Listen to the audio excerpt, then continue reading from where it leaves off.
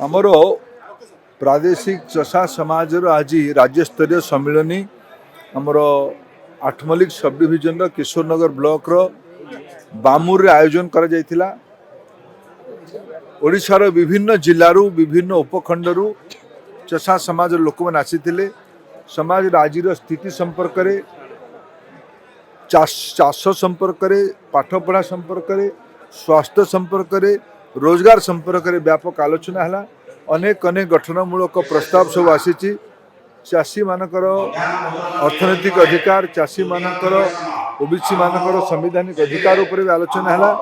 समाज जो एकाठी हुए जो मंथन करे ता भीतर किछि ना किछि अमृत बाहर और पूरा विश्वास अमृत समाज को लाभ देव, देश को आगू बढ़ेबारे लाभ देव।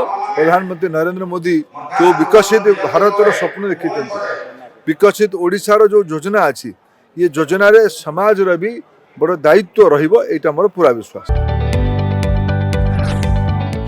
जदि आपंक आम भिडी भल लगा तेब आम चैनल को लाइक, शेयर और सब्सक्राइब करने को जमा भी भूलु नहीं।